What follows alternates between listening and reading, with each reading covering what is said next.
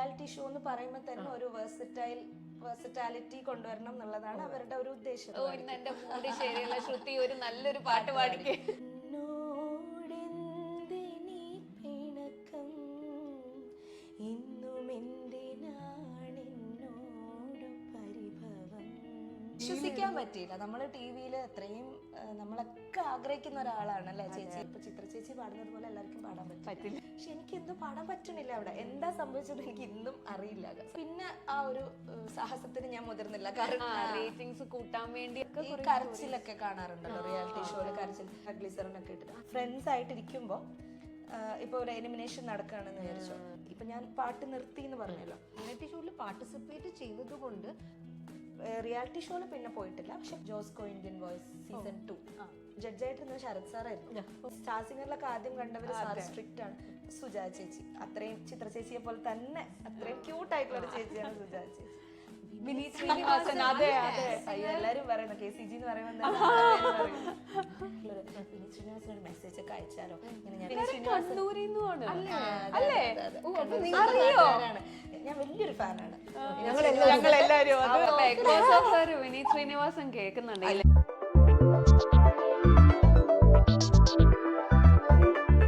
മോളു, നമ്മൾ കഴിഞ്ഞ എപ്പിസോഡില് നമ്മള് കലോത്സവത്തിൽ നിന്ന് പാർട്ടിസിപ്പേറ്റ് ചെയ്ത് അങ്ങനെ റിയാലിറ്റി ഷോയില് എത്തി സ്ഥലത്തെത്തുന്നത്. അപ്പൊ മോളാണ് ഇന്ന് വരുന്നേന്ന് പറഞ്ഞപ്പോ, ഇന്ന് ഞാൻ ശ്രുതിനെ കാണാനാ പോണേന്ന് പറഞ്ഞപ്പം എന്റെ ഒരു കസിൻ ഉണ്ട്, അവളുടെ മോള് നന്നായിട്ട് പാട്ട് പാടും. അപ്പൊ അവള് പറഞ്ഞു, അയ്യോ എനിക്ക് കുറേ കാര്യങ്ങൾ ഈ ചേച്ചിനോട് ചോദിക്കാനുണ്ട്, ഇപ്പൊ റിയാലിറ്റി ഷോന് പോയ കാര്യം അങ്ങനെ അതിനെപ്പറ്റി കുറേ ഡീറ്റെയിൽഡ് ആയിട്ട് അറിയാം. അപ്പൊ മോളുടെ ആ ഫസ്റ്റ് എക്സ്പീരിയൻസ് അല്ലേ, മോൾ ആദ്യം ജീവൻ ടിവിയിൽ അതിനെ പറ്റിയിട്ടൊന്ന് പറയൂ. മോളുടെ most memorable day, first day actually. Okay, Jeevan T V ഞാൻ പറഞ്ഞല്ലോ, എനിക്ക് പാട്ട് പാടാൻ ഇഷ്ടമാണ്. പിന്നെ മെയിൻ ആയിട്ട് ഇതിന് കൊടുത്തത് ചിത്ര ചേച്ചിയാണ് ജഡ്ജ് എന്നുള്ള ആ ഒരു ഇതില് ചേച്ചീനെ കാണാ എന്നുള്ള ഒരു ഇതിലാണ് കൊടുത്തിരിക്കുന്നത്. പിന്നെ അച്ഛനും അമ്മയും എവിടെ കൊണ്ടുപോകാനും എന്തിനും കൂടെ ഉണ്ട്. എന്താണെങ്കിലും കൂടെ, പാട്ടിന്റെ കാര്യത്തിൽ എവിടെ കൊണ്ടുപോകാനും ആൾക്കാർ അവര് റെഡിയാണ്. അപ്പോൾ ഓഡീഷൻ, എനിക്ക് സത്യം പറഞ്ഞാൽ ഓഡീഷന് ഞാൻ എന്താണ് ചെയ്തതെന്ന് എനിക്ക് ഓർമ്മയില്ല. പക്ഷെ ഫസ്റ്റ് സോങ് അവിടെ പാടിയത് എനിക്ക് ഓർമ്മയുണ്ട്. ആദ്യമായിട്ടാണ് അത്രയും വലിയൊരു സ്റ്റേജ്, ആ ഒരു ഫുൾ ഒരു സ്റ്റുഡിയോ എന്ന് പറയുമ്പോൾ ഫുൾ ക്ലോസ്ഡ് ആയിട്ടുള്ള ഒരു സ്റ്റുഡിയോ ആണ്. അതിൽ വലിയൊരു സ്റ്റേജ്, ഓർക്കസ്ട്ര ചേട്ടന്മാരൊക്കെ താഴെ ഇരിക്കുന്നുണ്ടാവും, പിന്നെ ജഡ്ജസ് നമ്മുടെ മുന്നിൽ ഇരിക്കുന്നുണ്ട്. പിന്നെ ഇതിന് മുന്നേ നമ്മൾ എല്ലാ റിയാലിറ്റി ഷോയിലും ഉണ്ട് ഗ്രൂമിംഗ് എന്ന് പറഞ്ഞൊരു സെഷൻ ഉണ്ടാവും. നമ്മൾ ഈ പാടാൻ കയറുന്നതിന് മുന്നേ നമുക്ക് ഗ്രൂമിങ് കിട്ടും, ട്രെയിനിങ്, എല്ലാ ടൈപ്പ് ഓഫ് ട്രെയിനിങ്ങും കിട്ടും. എങ്ങനെ സ്റ്റേജിൽ നമ്മൾ പ്രസന്റ് ചെയ്യണം, എങ്ങനെ പാടണം, ആ പാട്ടിന്റെ നമ്മൾ പഠിച്ചു വരണം. എന്തായാലും പാട്ട് പഠിച്ചു വരണം. ആ പാട്ടിൽ എന്തെങ്കിലും ടെക്നിക്കൽ മിസ്റ്റേക്സ് ഉണ്ടോ, എവിടെയാണ് ശരിയാക്കേണ്ടത്, എല്ലാം നമുക്ക് പറഞ്ഞു തരാൻ ഒരു ഗ്രൂമർ ഉണ്ടാവും. അതായത് നിങ്ങൾ പാർട്ടിസിപ്പേഷന് വേണ്ടിയുള്ള നിങ്ങളുടെ നെയിം സബ്മിറ്റ് ചെയ്യുമ്പോൾ തന്നെ അല്ല, ഇത് ഞാൻ പറഞ്ഞത് സ്റ്റേജിലേക്ക് ഫൈനൽ സ്റ്റേജിൽ വരുമ്പോ. ഇത് ഓഡിഷൻ എന്ന് പറയുമ്പോൾ നമുക്ക് തൗസൻഡ്സ് ഓഫ് എൻട്രീസ് ഉണ്ടാവും. അതവര് ഫസ്റ്റ് ചെയ്യുന്നത് ഡിസ്ട്രിക്ട് വൈസ് ആയിരുന്നു. കണ്ണൂർ ഡിസ്ട്രിക്റ്റിൽ ഇപ്പൊ ഞാൻ കണ്ണൂർ ഒരു സ്ഥലത്ത് പോയിട്ടാണ്. അതില് അവരുടെ ഭാഗത്തുനിന്ന് 2-3 ജഡ്ജസ് ഉണ്ടാവും. അവരതിൽ നിന്ന് സോർട്ട് ഔട്ട് ചെയ്യും കുറച്ചു പേരെ. അതിനുശേഷം അവിടുന്ന് കണ്ണൂരിൽ നിന്ന് ഇത്ര പേര്, കോഴിക്കോട് നിന്ന് ഇത്ര പേര് എന്ന് പറഞ്ഞിട്ട് എല്ലാ ഡിസ്ട്രിക്റ്റിൽ നിന്നും എടുത്തവർക്ക് പിന്നെ ഒരു ഓഡിഷൻ ഉണ്ടാവും. അങ്ങനെ ഒരു ഓഡിഷൻ ഉണ്ടാവും. അതിൽ നിന്ന് പിന്നെയും അവര് ഫിൽട്ടർ ചെയ്തിട്ട് ഫൈനലി ഞങ്ങൾ, എനിക്ക് തോന്നുന്നു 20 അങ്ങനെ കുറച്ചു പേരായിരുന്നു ഉണ്ടായിരുന്നത്. ഈ മൊത്തം കേരളയിൽ നിന്ന് എടുത്തത്. കേരള എന്ന് മാത്രമല്ല കേട്ടോ, ഔട്ട് ഓഫ് കേരളയിലുള്ള മലയാളീസും പങ്കെടുത്തിട്ടുണ്ടായിരുന്നു. അപ്പൊ അവരൊക്കെയും ഈ പാടുന്ന എങ്ങനെ പാടുന്നു എന്നുള്ളത് ബേസ് ചെയ്തിട്ട് അവര് ഫിൽട്ടർ ചോദിക്കട്ടെ, ഒരൊറ്റ സോങ് ആണോ പാടിപ്പിക്കുക? അത് അല്ല, ഡിഫറെന്റ്. ഈ റിയാലിറ്റി ഷോ എന്ന് പറയുമ്പോൾ തന്നെ ഒരു വേഴ്സറ്റാലിറ്റി കൊണ്ടുവരണം എന്നുള്ളതാണ് അവരുടെ ഒരു ഉദ്ദേശം എന്ന് പറയുന്നത്. ഇപ്പൊ നമ്മളടുത്ത് ഒരു മെലഡി അവര് മുന്നേ തന്നെ പറയും, നമ്മൾ അപ്ലൈ ചെയ്യുമ്പോൾ തന്നെ നമ്മളോട് പറയും, എന്താ പറയാ, ഒരു മെലഡി സോങ്, ഒരു ഫാസ്റ്റ് ടൈപ്പ് സോങ്, ഒരു സെമി ക്ലാസിക്കൽ ടൈപ്പ്, പക്ക കർണാട്ടിക് അല്ല പക്ഷെ സെമി കർണാട്ടിക്, സെമി ക്ലാസിക്കൽ ആയിട്ടുള്ള ഒരു സോങ്. ഈ 3 ടൈപ്പ് ഓഫ് ജോൺറസ്, നമ്മൾ ഡിഫറെന്റ് ജോണേഴ്സിലുള്ള സോങ്സ് പഠിച്ചിട്ട് വരാൻ പറയും. അപ്പൊ നമ്മളെ കൊണ്ട് പാടാൻ പറ്റുന്ന കുറച്ച് ഇതേപോലത്തെ കുറച്ച് സോങ്സ് പഠിച്ചിട്ട് പോവും. അവര് പാടാൻ പറയും, പാടും, കിട്ടിയാ കിട്ടി എന്നുള്ളൊരു ഇതാണ്. അങ്ങനെ ഓഡിഷന് സെലക്ട് ആയിട്ട് പിന്നെ വൺസ് നിങ്ങൾ ആ പാർട്ടിസിപ്പന്റ് ലിസ്റ്റിൽ വന്നു കഴിയുമ്പോഴാണ് മോള് പറഞ്ഞ ഗ്രൂമിംഗ് കിട്ടുന്നത്. അതെ, അവർക്ക് ഒരു ഗ്രൂമർ ഉണ്ടാവും, ഒരു ട്രെയിനർ ഉണ്ടാവും. ആ സാറ് ഞങ്ങൾക്ക് എല്ലാവർക്കും കൂടെ ഈ എനിക്ക് തോന്നുന്നു പേഴ്സണാലിറ്റി ഡെവലപ്മെന്റ് കൂടെ ഇൻക്ലൂഡഡ് ആണ് അതില്. നമ്മള് നമ്മുടെ പ്രസന്റേഷനും ഇമ്പോർട്ടന്റ് ആണ്. ഉം. പാടുന്ന കാര്യം മാത്രമല്ല, അതെ. നമ്മളൊരു സ്റ്റേജിൽ ബോഡി എങ്ങനെ ലാംഗ്വേജും നമ്മളുടെ ആ ഒരു ഇതൊക്കെ എല്ലാം ഇമ്പോർട്ടന്റ് ഇമ്പോർട്ടന്റ് ആണ്. ഈ റിയാലിറ്റി ഷോ എന്ന് പറയുമ്പോൾ തന്നെ ഉം. അതിൽ ഇതൊക്കെ ഇൻക്ലൂഡ് ചെയ്യണം. ചുമ്മാ ഇപ്പൊ ഞാൻ പറഞ്ഞു സ്കൂളില് യൂത്ത് ഫെസ്റ്റിവലിലൊക്കെ പാടിയിട്ടുണ്ട്. അത് നമ്മൾ എങ്ങനെയാ പാടുന്നത്? സ്റ്റേജ് ഫിയർ ഉണ്ടാവില്ല. ലൈക് സ്റ്റേജ് ഫിയർ പോകുന്നത് ആ. ആ ഒരു യൂത്ത് ഫെസ്റ്റിവൽ വഴി കിട്ടിയിട്ടുണ്ട്. എന്തായാലും ഇത്രയും ആൾക്കാരുടെ മുന്നിൽ പാടുക എന്നുള്ളത് നമുക്ക് സ്റ്റേജ് ഫിയർ ഇല്ലാണ്ട് പാടാൻ പറ്റും. അല്ലാണ്ട് ഇപ്പോ എന്താ പറയാ, ഓർക്കസ്ട്രയുടെ കൂടെ പാടണം. ലൈവ് ഓർക്കസ്ട്രയുടെ കൂടെ പാടണം. ഈ BGM ഉണ്ട്. അപ്പൊ നമ്മൾ ഫിലിം സോങ്സ് ആണ് പാടുന്നത്. ഈ BGM ഇത്ര കഴിഞ്ഞാൽ നമ്മൾ അടുത്ത സ്റ്റാൻസ തുടങ്ങണം. അതൊക്കെ ഒരു പ്രാക്ടീസിന്റെ പുറത്തായിരിക്കും വരുന്നത്. അതൊക്കെ ഉണ്ട്. പിന്നെ സ്റ്റേജിൽ നമ്മൾ മൈക്കിൽ പാടുന്നു. എങ്ങനെ പ്രസന്റ് ചെയ്യണം, ആൾക്കാരെ അട്രാക്ട് ചെയ്യുന്ന രീതിയിൽ, ആൾക്കാർക്ക് ഇഷ്ടപ്പെടുന്ന രീതിയിൽ വേണം നമ്മൾ പാടാൻ. അപ്പൊ ഒരു ഫാസ്റ്റ് സോങ് ആണെങ്കിൽ അതിൽ പെർഫോമൻസ് ആഡ് ചെയ്യണം. എന്ന് വെച്ച് ഒരുപാട് ഡാൻസ് ചെയ്യണം എന്നല്ല കേട്ടോ. മനസ്സിലായി. ഒരു ഓഡിയൻസിന് അപ്പീൽ appeal ചെയ്യണം. അതാണ്. ഇപ്പൊ ഒട്ടും ഡാൻസ് അറിയാത്ത ഒരാളും ഉം. നന്നായിട്ട് ഓഡിയൻസിനെ കയ്യിലെടുക്കാൻ പറ്റുന്നവരുണ്ടാവും. അതെ. ഉണ്ടാവും.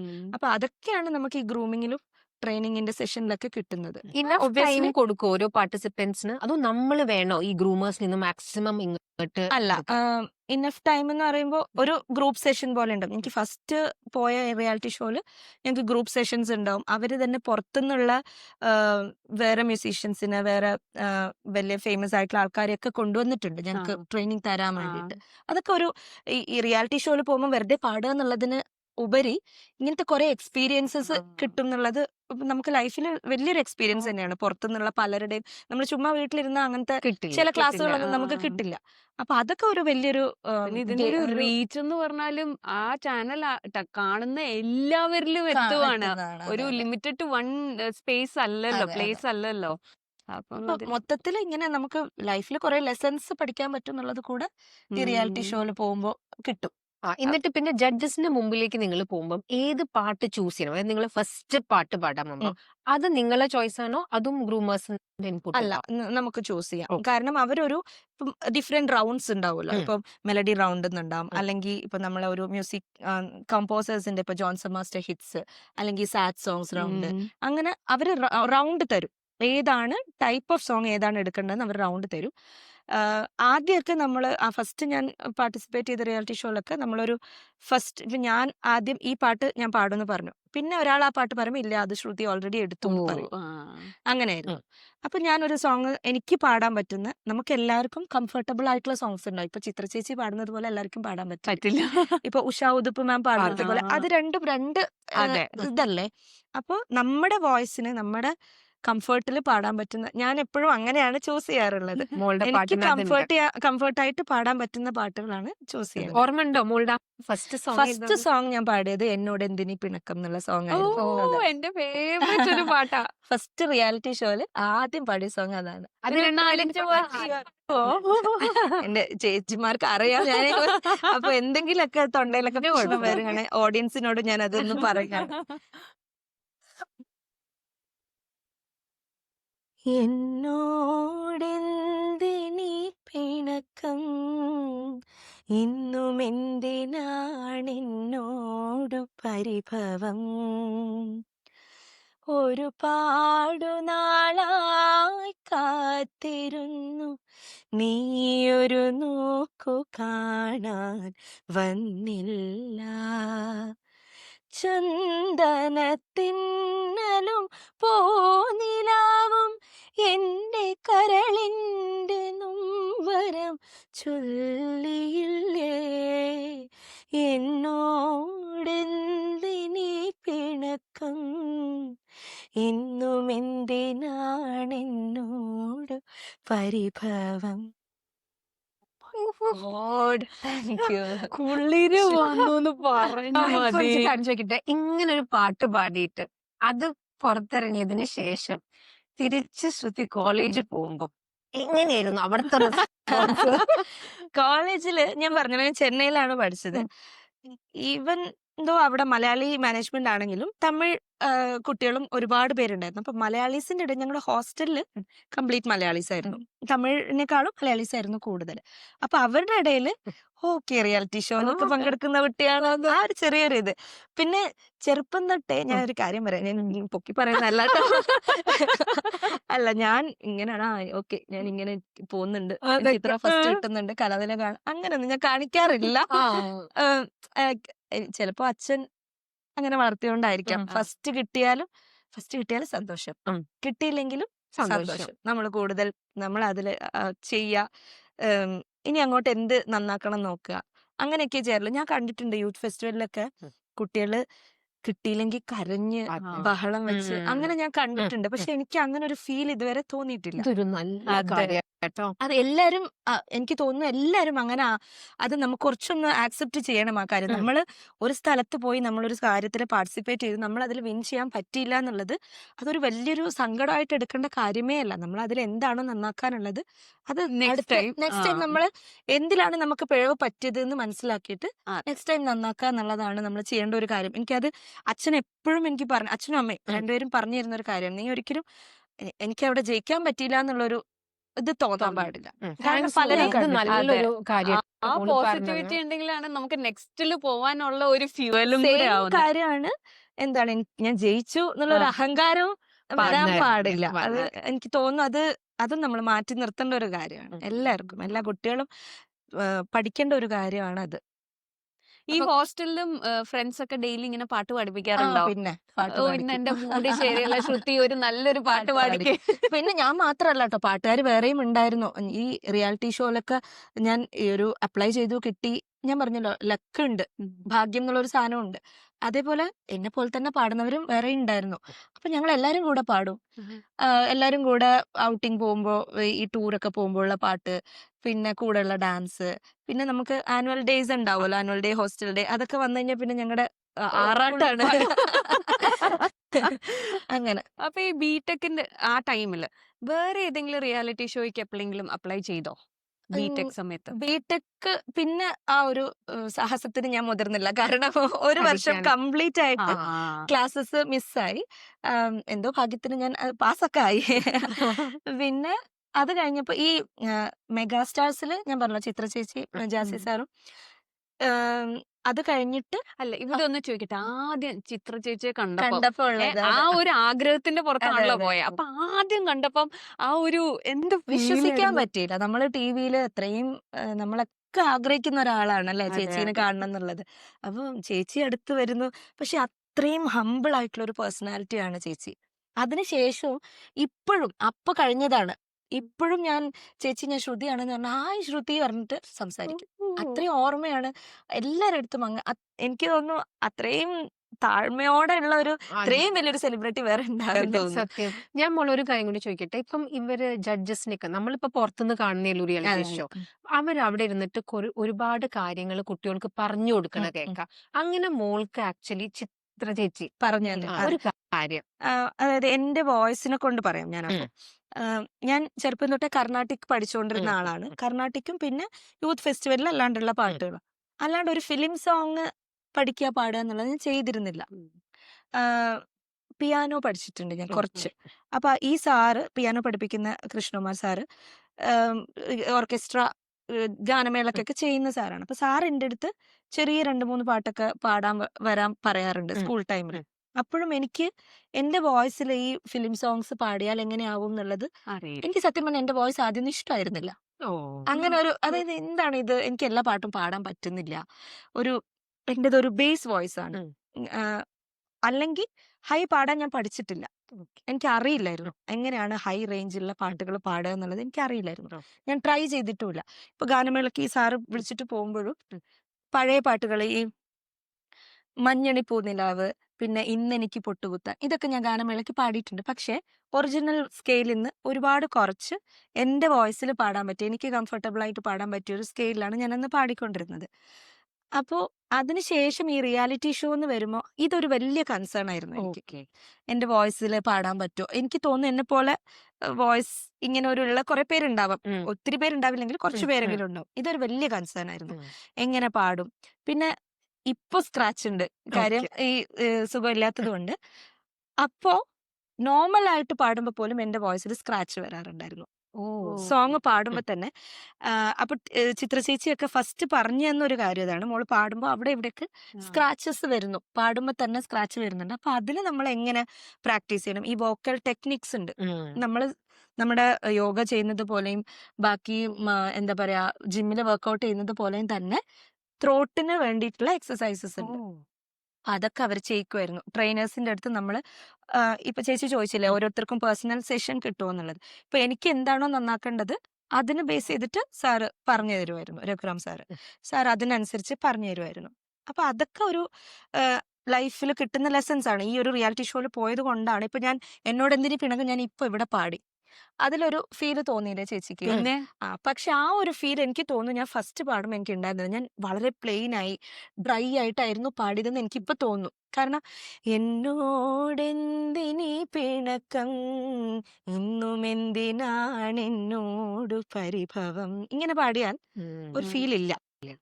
അപ്പൊ അതില് എന്താ പറയാ മോഡുലേഷൻ, വോയിസ് മോഡുലേഷൻ കൊണ്ടുവരുന്നത് എങ്ങനെയാണ്, നമ്മൾ ഒരു പാട്ടിനനുസരിച്ചിട്ട് ആ പാട്ടിന്റെ ഫീലിലേക്ക് എങ്ങനെ എത്തിക്കണം, ഇതൊക്കെ ക്ലാസ്സസിൽ നമുക്ക് കിട്ടുന്നുണ്ട്. അതൊക്കെ റിയാലിറ്റി ഷോയിൽ കിട്ടിയ എനിക്ക് കിട്ടിയ നോളജാണ്.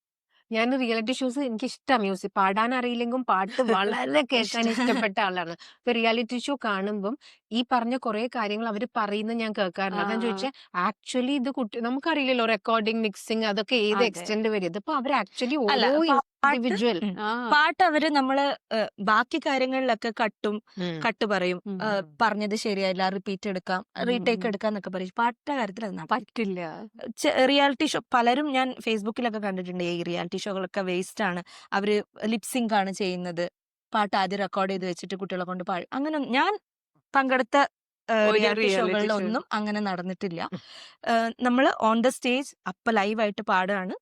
നമ്മൾ അപ്പൊ പാടുന്ന എന്താണോ അതിന്റെ ജഡ്ജ്മെന്റ് ആണ് അവിടെ നടക്കുന്നത്, ഫീഡ്ബാക്ക് ആണ് കിട്ടുന്നത്. അവിടെ നമ്മൾ തെറ്റ് പറ്റിയിട്ടുണ്ടെങ്കിൽ ഞാൻ ടോട്ടലി സ്റ്റോപ്പ് ചെയ്തിട്ടുണ്ട് പാട്ട്. ഒരു സോങ്ങില് എനിക്ക് പാടാൻ കിട്ടിയില്ല. എന്താണ് സംഭവിച്ചതെന്ന് ഈ മെഗാസ്റ്റാർസിൽ തന്നെ ഒരു സോങ്, ഒരു പെർഫോമൻസ് റൗണ്ട് ആയിരുന്നു, ഒരു തമിഴ് സോങ് ആയിരുന്നു. ഞാൻ കംപ്ലീറ്റ്ലി കോൺഫിഡന്റ് ആയിരുന്നു, എനിക്ക് പാടാൻ പറ്റും എന്നുള്ള ഉറപ്പായിരുന്നു. അനുപല്ലവി ലൈക്ക് സെക്കൻഡ് സ്റ്റാൻസ് എത്തിയപ്പോൾ പാട്ട് എനിക്ക് പാടാൻ പറ്റുന്നില്ല, ഞാൻ നിന്നു. പിന്നെ എന്റെ കൂടെ ഉള്ളവരൊക്കെ ഇങ്ങനെ പറയുന്നുണ്ട് മോള് പാടും. ചേച്ചിമാരൊക്കെ ആയിരുന്നു കുറച്ച്. സിത്താര ചേച്ചി ചേച്ചിമാരെന്ന് പറഞ്ഞപ്പോ സിത്താര ചേച്ചി ഒക്കെ ഉണ്ടായിരുന്നു ആ സീസണിൽ. എന്റെ കൂടെ പാർട്ടിസിപ്പേറ്റ് ചെയ്ത ആളാണ് സിത്താര ചേച്ചി, ആയിരുന്നു അതിലെ വിന്നർ. അപ്പൊ ചേച്ചി, വേറെ കുറെ ചേച്ചിമാര്, പിന്നെ എന്റെ പ്രായത്തിലുള്ളവരെല്ലാരും പാടൂ ശ്രുതി പാടൂ.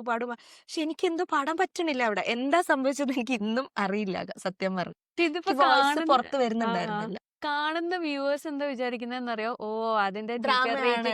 റേറ്റിംഗ്സ് കൂട്ടാൻ വേണ്ടിയാണ് എന്നായിരിക്കും വിചാരിക്കുന്നത്. പക്ഷെ അല്ല. അതിന്റെ ബാക്കിലും ഇത്രയും ഹാർഡ് വർക്കും ചിലപ്പം നമ്മള് വിചാരിക്കുന്ന പോലെ പോവാത്തൊക്കെ ഈ കരച്ചിലൊക്കെ കാണാറുണ്ടല്ലോ റിയാലിറ്റി ഷോയില്, കരച്ചിൽ. അന്നും ഈ ചിലപ്പോ പറയും ചിലര്, ഈ പറഞ്ഞ പോലെ ഞാൻ പല വീഡിയോസിന്റെ അഗ്ലിസറിനൊക്കെ ഇട്ടിട്ട് അല്ല, നമ്മള് റിയൽ ആയിട്ട് ജെന്യുവൻലി വരുന്നത്. നമ്മളിപ്പോ അത്രയും പേര് ഫ്രണ്ട്സ് ആയിട്ടിരിക്കുമ്പോ ഇപ്പൊ ഒരു എലിമിനേഷൻ നടക്കുകയാണെന്ന് വിചാരിച്ചോ, നമ്മളിപ്പോ ഒരേ ഒരു ഫാമിലി ആയിട്ടാണ് നമ്മൾ ഉണ്ണുന്നതും ഉറങ്ങുന്നതും ഇങ്ങനെ പ്രാക്ടീസ് ചെയ്യുന്നതും ഒക്കെ ഒരുമിച്ചിട്ടാണ്. നമുക്കൊരു ഇതുണ്ട്, അവിടെ താമസിക്കാനൊക്കെ അവര് പ്രൊവൈഡ് ചെയ്യും. എല്ലാം ഒരുമിച്ചിട്ടാണ് ചെയ്യുന്നത്. നമ്മൾ മാത്രമല്ല, നമ്മുടെ അച്ഛനമ്മമാര് എല്ലാരും ഒരു ഫാമിലിയാണ്, ഒരു നല്ല ബോണ്ടിങ്. തീർച്ചയായിട്ടും. ഒത്തിരി പേര് എല്ലാരും, ഇപ്പൊ വേറൊരാളുടെ സിത്താര ചേച്ചിയുടെ അച്ഛനും അമ്മയാണെങ്കിൽ ഞങ്ങക്ക് ആന്റി അങ്കിൾ എന്ന് വിളിക്കുന്നുണ്ട്, നമുക്ക് എന്തും പറയാനുള്ള ഒരു ഇതാണ്. ഇപ്പൊ എന്റെ അച്ഛനും അമ്മയും എല്ലാരെയും മക്കളെ പോലെയാണ്. അങ്ങനെ ഒരു ബോണ്ടിങ് അവിടെ ഉണ്ടാവും. അപ്പൊ അവിടെ ഒരാൾ പോകുമ്പോൾ നമുക്ക് ജെന്യുവൻലി വരുന്നൊരു സങ്കടമാണ് അവിടെ കാണുന്നത്. പിന്നെ ഈ പറഞ്ഞ പോലെ ഇപ്പൊ ഞാൻ പാട്ട് നിർത്തി എന്ന് പറഞ്ഞല്ലോ, അത് അവര് ആഡ് കൊടുക്കുമ്പോ ഒബ്വിയസ്ലി അവരത് കാണിക്കും. അതൊരു എന്താ പറയാ, ഇപ്പൊ ഏതായാലും ഒരു മാർക്കറ്റിംഗ് ഇത് ഉണ്ടാവുമല്ലോ. അപ്പൊ അവരത് കാണിക്കുമ്പോ പ്രേക്ഷകർക്ക് അയ്യോ എന്ത് സംഭവിച്ചു എന്നുള്ളതൊന്ന് കാണാനുള്ള ഒരു ആകാംക്ഷ തോന്നും. പക്ഷെ ഇങ്ങനെയൊക്കെ നടന്നിട്ടുണ്ട്. പിന്നെ പ്രഷർ ഉണ്ടോന്ന് ചോദിച്ചാൽ ഉണ്ട്. പ്രഷർ ഉണ്ടോന്ന് ചോദിച്ചാൽ ഉണ്ട്. പക്ഷെ അത് നമ്മുടെ മൈൻഡിനെ അതിനനുസരിച്ചിട്ടൊന്ന് സെറ്റ് ആക്കുന്നതായിരിക്കും നല്ലത്. അതിന് യോഗ സെഷൻസും അവിടുന്ന് പ്രൊവൈഡ് ചെയ്യുന്നുണ്ടായിരുന്നു. മെഡിറ്റേഷൻ ഒക്കെ പോലെ ഭയങ്കര കാം ഡൗൺ ചെയ്യുന്നത് ഒക്കെ ചെയ്യുമായിരുന്നു. ലൈഫ് സ്റ്റൈലിനും കൂടി ചെറുതായിട്ട് റിയാലിറ്റി ഷോയില് അപ്പൊ റിയാലിറ്റി ഷോയിൽ പാർട്ടിസിപ്പേറ്റ് ചെയ്യുന്നത് കൊണ്ട് പേഴ്സണാലിറ്റി ഫുള്ള് ഡെവലപ്പ് ആയി. കറക്റ്റ് ആണ് എന്തായാലും.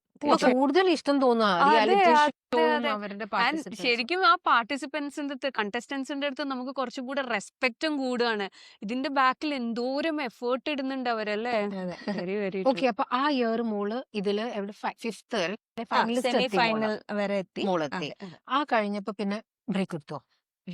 ബ്രേക്ക് എടുത്തില്ല. ബ്രേക്ക് എടുത്തോന്ന് ചോദിച്ചാൽ ഇങ്ങനെ ഈ റിയാലിറ്റി ഷോയില് പിന്നെ പോയിട്ടില്ല. പക്ഷെ പാട്ട് നിർത്തിയിട്ടില്ല. കോളേജിൽ പാടുമായിരുന്നു. ഞാൻ ചെന്നൈയില് ഈ മെഗാസ്റ്റാർസില് ഞാൻ പറഞ്ഞു നേരത്തെ രഘുറാം സാർ എന്ന് പറഞ്ഞിട്ട് സാറിന്റെ അടുത്ത് പറഞ്ഞിട്ട് സാറിന്റെ കെയർ ഓഫില് നമ്മുടെ ബിന്നി കൃഷ്ണകുമാർ, ബിന്നി മാം അറിയാലോ ഇപ്പൊ അറിയാം. അപ്പൊ മാമിന്റെ ഹസ്ബൻഡ് കൃഷ്ണകുമാർ സാറിന്റെ അടുത്ത് എനിക്ക് പഠിക്കാൻ വേണ്ടിയിട്ട് രഘുറാം സാർ ഒരു റെഫറൻസ് ചെയ്തു തന്നു. അപ്പോൾ അവിടെ കർണാട്ടിക് പഠിക്കാൻ കണ്ടിന്യൂ ചെയ്തു. ഞാൻ അവിടെ പോയിട്ട് സ്റ്റോപ്പ് ചെയ്തില്ല. അവിടെ സാറിന്റെ അടുത്ത് പഠിച്ചുകൊണ്ടിരുന്നു. പഠിക്കാൻ അതായത് മോൾ ഈ പോവായിരുന്നു. ടെക്നിക്കൽ സൈഡ് മോളുടെ പാട്ട് കൊണ്ടുപോയി ഒരുമിച്ച് ചേർത്ത് പിടിച്ചു. അത് ഹോസ്റ്റലിൽ നിന്ന് ഇപ്പൊ കുറച്ച് ദൂരം ഉണ്ടായിരുന്നു. ഞാൻ പഠിച്ചത് ചെങ്കൽപ്പേട്ട് എന്നുള്ള സ്ഥലമാണ്. അവിടുന്ന് ടൗണിലേക്ക് എത്താൻ ഒരു 1.5 hours ജേർണി ഉണ്ട്. പോയിട്ട് വരും. വീക്കെൻഡ്സിൽ സാറിന്റെ അടുത്ത് പോയിട്ട് വരും. ആൻഡ് സാർ എനിക്ക് ക്ലാസ് എടുത്തു തന്നതിന് ഒരു ദക്ഷിണയായിട്ട് ഒന്നും വാങ്ങിച്ചിട്ടില്ല സാറ്. അത്രയും എന്താ പറയാ, അതൊക്കെ ഒരു ബ്ലെസ്സിങ്സ് ആയിട്ടാണ് ഞാൻ ഇപ്പൊ ഇഷ്ടത്തോടു കാണുന്നത്. കൂടി. അപ്പൊ ഇത്രയും ശ്രുതി വരുന്നുണ്ട്, പാടുന്നുണ്ട്. ഞാൻ എന്റെ ഇപ്പൊ നമുക്കൊരു ദക്ഷിണ എന്നുള്ളത് നമ്മള് സാറിന് കൊടുക്കുന്ന ഒരു ക്യാഷ് ആയിട്ട് എന്നുള്ളതല്ല, അല്ലാണ്ടും ഒരു വേറൊരു ലെവലിൽ നിൽക്കുന്ന ഒരു സാധനമാണ്. അപ്പൊ അതൊക്കെ ഒരു ബ്ലെസ്സിങ്സ് ആയിട്ട് തോന്നുന്നു. ഈ വിദ്യ, ഈ സരസ്വതി ദേവിന്റെ അതെ. ബ്ലെസ്സിങ് പറയില്ലേ, നമ്മൾ അതെ. എത്ര കൊടുക്കുന്നു അത് കൂടി കൂടി കൂടി വരും. വരും. കറക്റ്റ് ആട്ടോ. അങ്ങനെയും ചെയ്യുന്ന ആൾക്കാർ, ഇതൊക്കെ ഇൻഫർമേഷൻ ആണ്. അതെ. അപ്പൊ ഈ ബിടെക് കഴിഞ്ഞിട്ട് പിന്നെ പാട്ടിലോട്ട് തന്നെ വന്നോ? ബിടെക് കഴിഞ്ഞപ്പോഴാണ് 2012 ബിടെക് കഴിഞ്ഞു. ബിടെക് കഴിഞ്ഞ് വീട്ടിലേക്ക് വന്നതിന് ശേഷമാണ് മഴവിൽ മനോരമയില് ഇതേപോലെ ഒരു ആഡ് കണ്ടത്. അപ്പൊ ശരി, ഓക്കെ, ഇപ്പൊ എനിക്ക് കുറച്ച് സമയമുണ്ട്, ഒന്നും കൂടെ ഒന്ന് ട്രൈ ചെയ്യാം. കഴിഞ്ഞ ഇതിലുള്ള പോരായ്മകളൊക്കെ നികത്തി ഒന്നുകൂടെ ഒന്ന് ട്രൈ ചെയ്യാന്നുള്ളത് തോന്നി. അങ്ങനെ അപ്ലൈ ചെയ്തു. അതിലും ഈ ഓഡിഷൻ ഒരു 3 level ഓഫ് ഓഡിഷൻസ് ഉണ്ടായിരുന്നു. കിട്ടി, പോയി. അപ്പോ അതിന്റെ ഷൂട്ടിംഗ് ഒക്കെ എറണാകുളത്ത് വെച്ചിട്ടായിരുന്നു. ഇതും ഫസ്റ്റത്തെ ആലപ്പുഴയായിരുന്നു, ഇത് എറണാകുളത്തായിരുന്നു മഴവിൽ മനോരമയുടേത്. Josco Indian voice season 2. അങ്ങനെ സീസൺ 1 കാണുമായിരുന്നു. സീസൺ 1 എല്ലാവർക്കും ഈ പറയുന്നത് പോലെ ഗ്രൂമിംഗ് ആണ് മെയിൻ കാര്യം. ഗ്രൂമിങ്ങും ട്രെയിനിങ്ങും. അപ്പൊ അവർ ആദ്യം പാടിയ പാട്ടും പിന്നെ ഓരോ റൗണ്ട് കഴിയുമ്പോൾ അവരിൽ വരുന്ന മാറ്റങ്ങൾ ഉണ്ടാവും. അത് കാണുമ്പോഴാണ് നമുക്ക് കുറച്ചും കൂടി ഇൻട്രസ്റ്റ് വരുന്നത്. അങ്ങനെ പോയി അപ്ലൈ ചെയ്തു, കിട്ടി. ഒരിക്കലും എക്സ്പീരിയൻസ് കൂടി, മോൾക്ക് കുറച്ചും കൂടി കോൺഫിഡൻസും കൂടിയോ? ഇല്ല, അത് കോൺഫിഡൻസ് കൂടിയെന്ന് ഞാൻ പറയില്ല. പക്ഷെ എപ്പോഴും എനിക്ക് ഇപ്പോഴും അതെ, ഇപ്പോഴും ഞാൻ പ്രോഗ്രാമിന് പോകുമ്പോൾ ഫസ്റ്റ് പാട്ട് പാടുന്നതിന് മുന്നേ എന്റെ കയ്യിൽ കുറച്ചൊന്ന് വരയ്ക്കും. ഇപ്പോഴും ഉണ്ട്. ഫസ്റ്റ് പാട്ട് അത് പാടി കഴിഞ്ഞ പിന്നെ അങ്ങ് സെറ്റ് ആവും.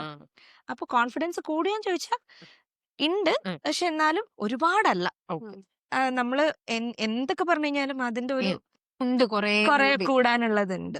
അപ്പൊ പിന്നെ അതിലും ഈ പറഞ്ഞ പോലെ യോഗയും ട്രെയിനിങ്ങും ഒക്കെ ഉണ്ടായിരുന്നു. അത് എത്ര ടൈം എടുത്തു? അത് 2012 ഡിസംബറിലാണ് അത് സ്റ്റാർട്ട് ചെയ്തത്.